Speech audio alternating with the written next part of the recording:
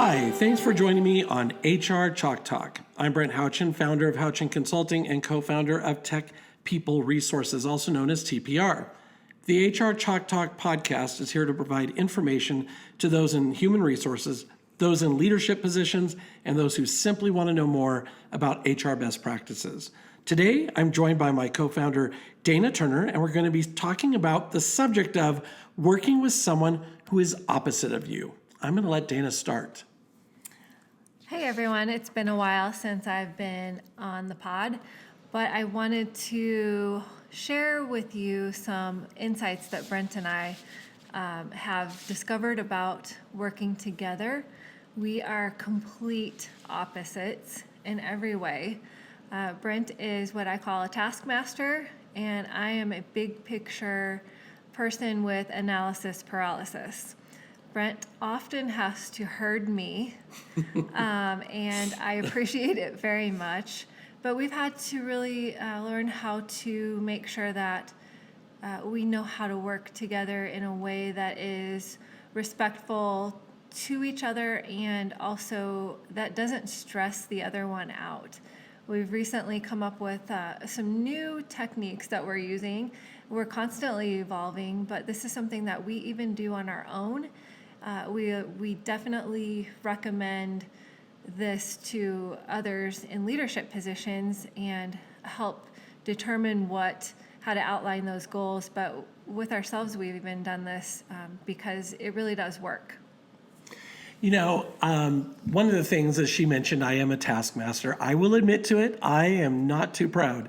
But one of the things that we spoke about recently was I was sending her texts, emails, smoke signals, faxes, whatever I could do to get her attention while she is in her full-time job. So she has another job beyond this at the moment that she's phasing out of. And we're not supposed to say Strategically. that. Strategic. But at that same thought, at the same breath, I was basically making her bonkers. So I was sending her stuff and she's trying to do one part of work. And then on the other side, she's looking at what I'm sending her. So that wasn't really helping her any at all. In fact, it helps create anxiety when someone is just constantly sending you something new. So we thought, well, how do we get information, specifically, how do I get information to her that she can use and need on a daily basis without making it crazy? So I actually am sending her an email each day if I have something for her after 6 p.m. That way she can be home, sit down and be able to look at the information that I'm sending her without it feeling overwhelming, or at least that's supposed to be the plan with it. And by doing that, during the day, I then put together a whole bunch of information into that email. I start one probably at 8 a.m. and then right around 6, I'm like, looking at the time, clocking down 5:59, 6 o'clock. Yay, I can send it at 6 o'clock and I'll send her this email that I've been putting together all day long. And that way, hopefully she's also not getting 13 emails, 5 texts, whatever from me, that she's getting something that's a little more succinct to be able to work off of. Yeah, and I, on the other hand, first of all, let me just say, I want to be a taskmaster. I admire taskmasters. I am not a taskmaster and will never be one. So definitely something that I admire about Brent. On the other hand, I can drive Brent crazy by not being as responsive as I could be. Not because I don't want to or because I don't care, but because I'm so busy and every single second that I have is taken up with something. Now, that doesn't mean that's an excuse. That means I have to figure out how to make sure that he feels that he's heard and that I actually say, hey, I did get that email. So we figured out that within 24 hours, I will respond to every email. That way, at least he knows I got it. I can at least say, hey, I have this going on tonight, maybe something for work or something like that. I will get to you. I did get the email. I'll get to you and I'll answer these questions by this time. This takes the anxiety off of him so that he doesn't feel like everything's on him. Because honestly, right now, while I'm working full time and trying to strategically phase myself out, TPR is extremely important to me, but I don't have the same amount of time to dedicate to it as Brent has right now. So we have to make sure that we both feel that we are not overloaded and that our needs are met. So it's a work in progress, and we are defining those really written out on paper or on the computer so that we can follow the guidelines that we're creating for ourselves. And it really is helping. So me and my taskmaster sort of way, I send Dana a to-do list before we have our meetings. And we have our meetings often. They run anywhere from 3 to 6 hours because we've got a lot to do, a lot to go over and discuss and kind of review. And so my taskmaster sort of way, I send her this to-do list, and I'm sure she opens it and goes, oh my God, I thought we had like one thing to talk about, and this clown has 19 things to talk about.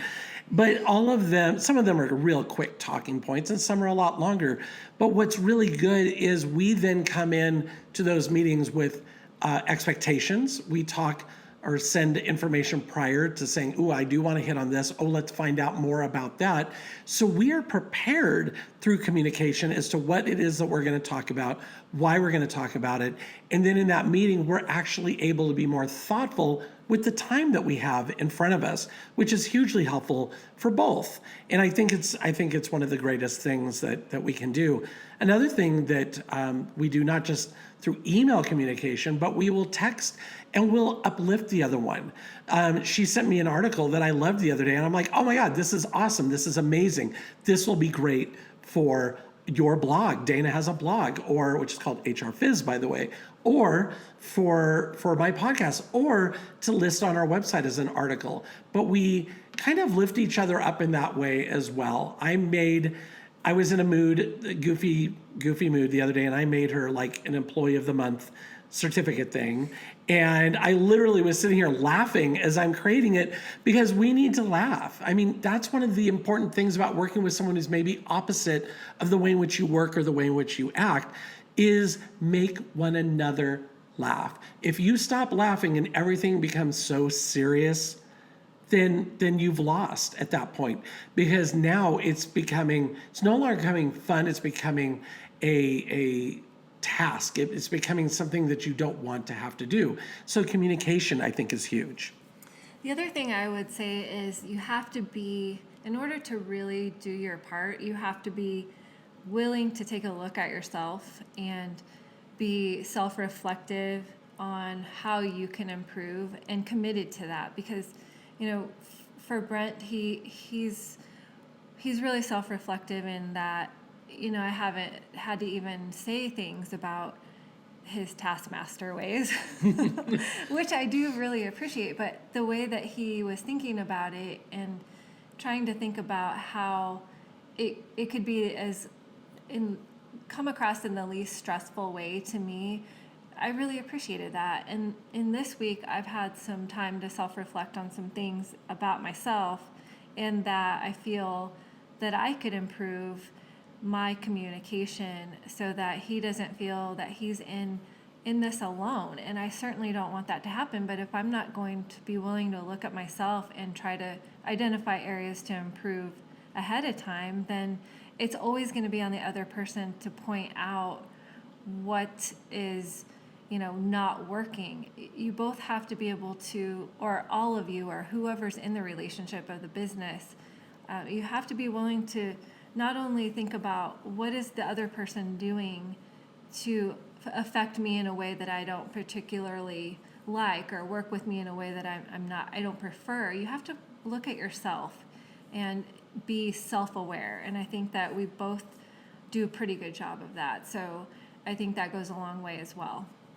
I like what Dana said about self-reflection, because I step back from myself all the time and I think, God, you're amazing.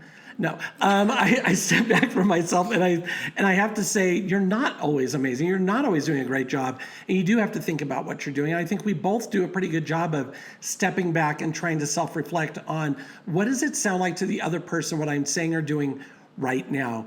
And another thing is, Dana brought up one of the things or some of the things that I do or that I'm good at. I will tell you, she can analyze some stuff that I literally would fall over and die from, because she's great at research. She's phenomenal at research, actually. Things that I am not good at, she is great at, and vice versa. Although I think she's great at pretty much everything, and so she's just a compliment to my greatness. But I really love that we can acknowledge those sort of things and look at those sort of things and say, you're good at this, I'm good at this. And it's why we actually chose to work together, because we're not the same. If we were the same, oh my gosh, if we sort of even make each other bonkers now, I can imagine if we were the same person. That would be utter lunacy. Can you imagine two taskmasters sending two to-do lists going, my to-do list is much better than yours? That's what it would look like and sound like. And I think that we've done a really great job of marrying our skills. Yeah, I think one of the things that we are able to do for people that we work with is help them identify the areas that they could discover about themselves, and the areas in which their working relationship, their working partnerships can complement the other person. There's some great tools out there that we really hope to get more involved with. One of them I highly recommend is Strength Finders. If you get that book, it's great. It talks about how to. It's not necessarily about what people often think it is about, in where you just put somebody in a job because that's what they're good at. It's more about figuring out how to fulfill each person in an employment relationship, to give them the fulfillment that they need to do some tasks that they excel at, but also to understand how other people that they work with and need to work with work, so that it can be a mutually complementary relationship. So we have lots of big plans moving forward for that, but we also we do a pretty darn good job of helping people identify that and help kind of outline expectations of a working relationship. So, that may be something that you struggle with. A lot of people do. Just recognizing it is the first step, sort of like in any other situation. First step is being aware. If you're aware of that and you think, yeah, I might be having this issue, this is something that we can definitely help you with. And I think definitely make things less stressful and more understandable in the relationship of, working with another person. So we're coming to a close. We commit to keeping these at 15 minutes or less. Taskmaster. Taskmaster that I am. And but again, closing with just the simple comment of communication. You learn and understand one another so much more if you take the time to communicate. And Dana and I have done that every single time we have our meetings, is we talk about what's on our mind, what's a concern, what's a good thing, what's a bad thing, and what can we do to help one another. And we always say, what can I do to help you with that? So off our soapbox, as we close, I want to remind you that you can always contact us at Tech People Resources for learning and development opportunities on any HR-related subject, or you can always reach out to me at Houchin Consulting for HR assistance of any kind. We are absolutely here to help. Tune in next time to HR Chalk Talk as I talk about the word millennial. It is not a bad word. Don't miss this insightful podcast and learn more on this subject. And remember, it's about respect. Your employees will thank you. Respect is an absolute must when leading others. The more you know, the more you will succeed. Thank you for joining us today, and have a great week.